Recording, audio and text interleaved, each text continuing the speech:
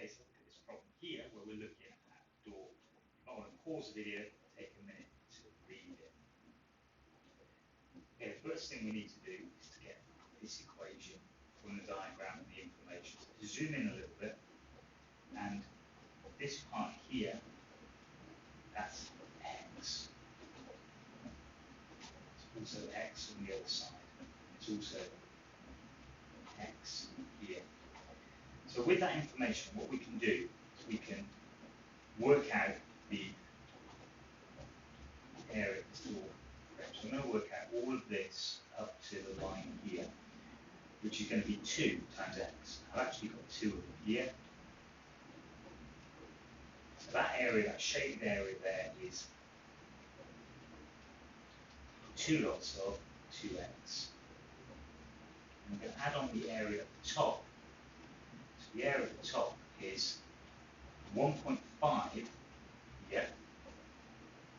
Add on an x here and an x here.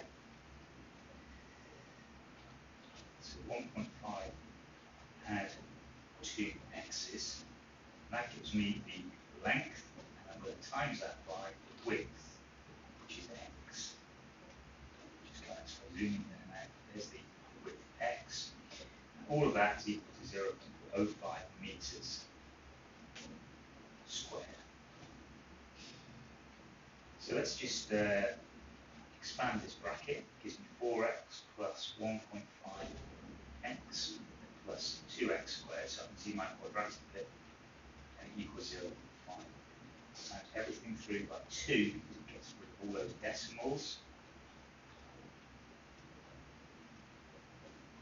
Then let's have everything on one side by taking the 2 from both sides.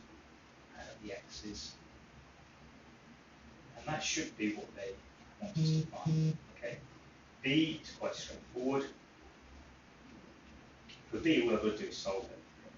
There's only one little catch here, so x equals negative 11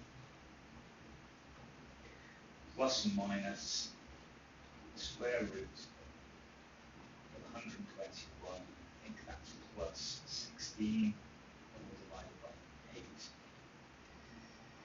So when I do this, I can ignore the negative number. So let's just get to my calculator now, and it's negative 11 plus the square root of 137.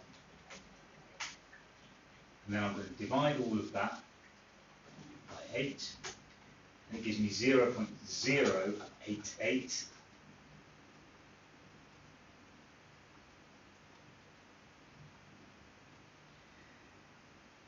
Now it wants it to the nearest millimetre, and this at the moment is in metres, so I just need to times that by 1,000 at the end.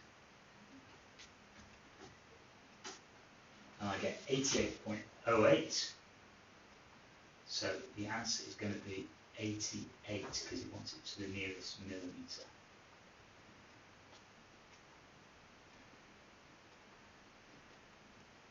So long as you can take a minute and you can look at the question to start with, give yourself a minute or two to read it through, look at the diagram, have a think before you actually launch into it.